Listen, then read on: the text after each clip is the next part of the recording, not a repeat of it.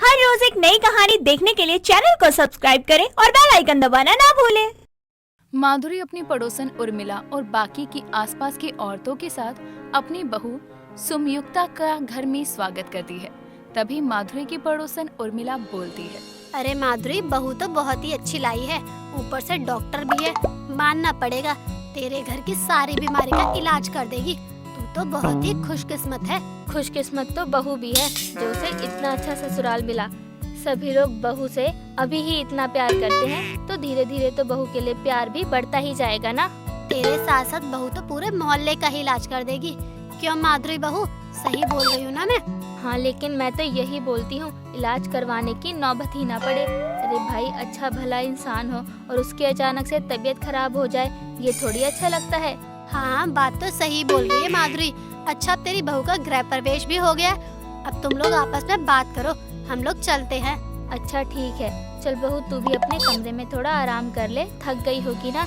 उर्मिला और बाकी के सभी लोग वहाँ से चले जाते हैं। माधुरी अपनी बहू को कमरे में छोड़कर आ जाती है। ऐसे ही चहल पहल में दिन निकल जाता है। अगले दिन सुबह सुबह संयुक्ता सबके लिए खाना बना रही थी। काफी देर तक सब सो रहे थे तो संयुक्ता अपनी सास के कमरे में जाती है और अपनी सास को उठाने लगती है। तभी संयुक्ता को पता चलता है कि उसकी सास को बहुत तेज बुखार है। संयुक्ता अपनी सास से कहती है, आपको इतनी तेज बुखार है माँ जी, और आपने मुझे बताया तक नहीं। अरे आपकी डॉक्टर बहू है, आप अपनी बहू को तो बता सकती थी ना, मैं आपको कोई दवाई दे देती।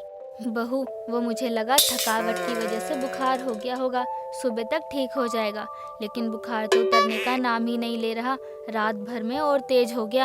आजकल तो मौसम भी ऐसा ही चल रहा है, जरा सी लापरवाही से तबीयत पर असर पड़ता है। कोई नहीं बहू, मैं थोड़ी देर में ठीक हो जाऊंगी, इसमें चिंता वाली कोई बात नहीं है। अरे माँ जी, चिंता वाली कैसे बात नहीं है? इसी मौसम में लापरवाही के कारण तबीयत खराब होती है, और आपको तो इतनी तेज बुखार है। आप पहले कुछ खा लीजिए, फिर मैं आपको दवाई देती हूँ। नहीं बहू, मैं ठीक हो जाऊंगी, दवाई खाने की कोई जरूरत नहीं है मुझे। माँ जी, मैंने बोला ना, आप पहले खाना खाओ और मैं आपकी दवाई लाती हूँ। अगर दवाई से कोई असर नहीं हुआ तो मैं आपका ब्लड टेस्ट करवाऊंगी, कहीं कोई घबराने वाली बात ना हो। डॉक्टर बहू के आने से तो बीमारी भी खुद ब खुद ठीक हो जाएगी। ठीक है बहू, जैसा तुझे ठीक लगे। संयुक्ता अपनी सास को खाना खिलाकर दवाई दे देती है। कुछ देर बाद आराम करने से और दवाई के असर से माधुरी बिल्कुल ठीक हो जाती है। 2-3 दिन तक ऐसे ही चलता रहता है।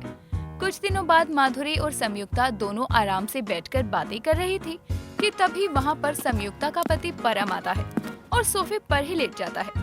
परम को ऐसे थका हुआ देखकर माधुरी बोलती है, क्या हुआ, तो इतना थका हुआ क्यों लग रहा है? काम ज्यादा था क्या ऑफिस में?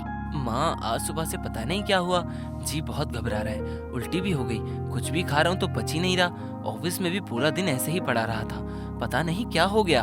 तूने कुछ बाहर का गलत तो नहीं खा लिया? तुझे वैसे भी बाहर का कुछ सूट नहीं करता है। हाँ, वो मैंने दोस्तों के साथ छोले भटूरे खा लिए थे, तभी से ऐसे मन सा खराब हो रहा है। ऑफिस में मैंने दवाई भी ली थी लेकिन कोई असर नहीं हो रहा है। ऐसा लग रहा है कि 2-3 दिनों तक तो ऑफिस ही नहीं जा पाऊंगा। बहू, जरा देख तो इसे क्या हुआ है, अचानक से इतनी कैसे तबीयत खराब हो गई? रुकिए माँ जी, मैं चेक कर लेती हूँ। संयुक्ता कमरे से अपने मेडिकल इक्विपमेंट्स लेकर आती है और परम को चेक करने लगती है। चेक करने के बाद संयुक्ता परम को दवाई देती है और कहती है, माँ जी, परम जी को फूड पॉइजनिंग हो गई है और अब इन्हें 3-4 दिन तक घर का बना ही खाना खाना चाहिए और ऑफिस भी नहीं जाना, आराम करना है इन्हें। लेकिन बहू, फूड पॉइजनिंग कैसे हो गई? बस आज ही तो इसने बाहर के छोले भटूरे खाए हैं। माँ जी, वो तो इन्होंने अब कुछ बताया है तब ना, और क्या पता आते जाते कभी कुछ खा लेते होंगे। वैसे भी बाहर का खाना साफ सफाई से नहीं बनाया जाता, इसलिए हमें ही अपने बारे में सोचना चाहिए। अच्छा, पता नहीं क्या है, हर दूसरे दिन कोई ना कोई बीमार पड़ रहा है। बहू, तू अच्छे से इलाज करना ताकि कोई भी बीमार ना हो। अब डॉक्टर बहू के आने से बीमारी तो घर से जाए ना। माँ जी, ऐसा नहीं होता, आपकी बहू डॉक्टर है, भगवान नहीं। मैं आपको दवाई दे सकती हूँ, लेकिन आपको अपने शरीर का ध्यान तो खुद ही रखना पड़ेगा ना। अगर आप ध्यान रखोगे तो डॉक्टर की जरूरत ही नहीं है। बहू, तू मुझे ज्ञान मत दे, मेरे बेटे को दवाई दे, उसकी तबीयत खराब है और तू डॉक्टर के साथ उसकी पत्नी भी है, तो तुझे और भी ख्याल रखना पड़ेगा, समझी? संयुक्ता अपने पति को दवाई दे देती है और परम आराम करने अपने कमरे में चला जाता है। 2-3 दिनों तक परम की तबीयत खराब ही रहती है। इसीलिए संयुक्ता अपने पति का अच्छे से इलाज करती है। कुछ दिनों बाद सब ठीक हो जाता है और घर में किसी को कोई बीमारी नहीं थी। एक दिन संयुक्ता, माधुरी और परम तीनों घूमने के लिए जा रहे थे। तभी वहाँ संयुक्ता की ननद प्राची आती है और पेट पकड़ते हुए कहती है, माँ, भाभी, मेरे पेट में बहुत दर्द हो रहा है। हॉस्टल में इतने दिनों से रोज पेट में दर्द होता है, लेकिन आज तो कुछ ज्यादा ही हो रहा है। लेकिन तू आने वाली थी तो बताया क्यों नहीं?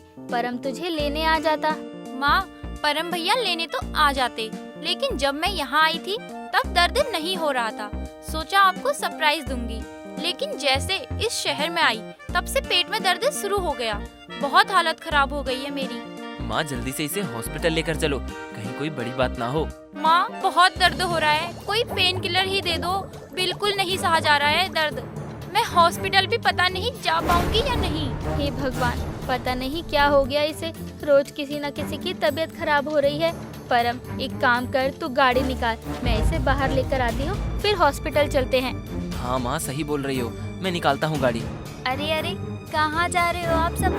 मैं एक डॉक्टर हूँ, तो आपको हॉस्पिटल जाने की क्या जरूरत है? हटो, मैं देखती हूँ क्या हुआ है प्राची को। अरे हाँ, हम तो भूल ही गए थे कि बहू डॉक्टर है। बहू जरा देख तो क्या हुआ है। माधुरी के बोलने पर संयुक्ता अपनी ननद को देखने लगती है, लेकिन संयुक्ता को ये नहीं पता चल पाता कि आखिर प्राची को हुआ क्या है।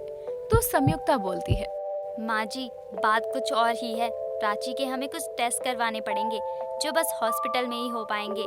यहीं पास में मेरी एक फ्रेंड का हॉस्पिटल है, हम वहीं चलते हैं। संयुक्ता के बोलने पर सभी लोग प्राची को लेकर हॉस्पिटल जाते हैं और सारे टेस्ट होने के बाद प्राची को दवाई देकर घर भेज दिया जाता है। सभी के साथ उसी शाम संयुक्ता हॉस्पिटल से टेस्ट की रिपोर्ट्स लेकर घर आती है और सबको बताती है। माँ जी, आप लोगों को बहू की नहीं बल्कि एक डॉक्टर की ही जरूरत है। बहू, ये तो क्या बोल रही है? साफ साफ बोलना, क्या बोलना चाहती है? यही बोलना चाहती हूँ कि एक डॉक्टर बहू को बीमार ससुराल मिला है। आए दिन किसी न किसी को बीमारी रहती ही है। भाभी, आप ऐसे क्यों बोल रही हो? मेरी रिपोर्ट में कुछ गलत आया है क्या? घर में सभी को अपनी मनमानी ही करनी होती है ना, तो क्या होगा फिर? साफ साफ बोलो ना कि आखिर हुआ क्या है। बात को क्यों गोल गोल जलेबी की तरह घुमा रही हो? खाने पर तो किसी का कोई काबू ही नहीं है। सबको बाहर का खाना ही खाना होता है। पहले परम जी की तबीयत खराब हुई और अब प्राची को पेट में इन्फेक्शन हो गया है। क्या? लेकिन ये सब कैसे हो गया? प्राची तो वहाँ पर क्या खाती रहती थी? माँ जी, आप लोगों को तो यही लगता है कि कुछ भी खा लो, कुछ नहीं होने वाला। लेकिन भाभी, मैं इतना भी बाहर का नहीं खाती थी। हाँ हाँ ननद जी, अब कितना बाहर का खाती हैं कितना नहीं, बराबर रिपोर्ट है मेरे पास।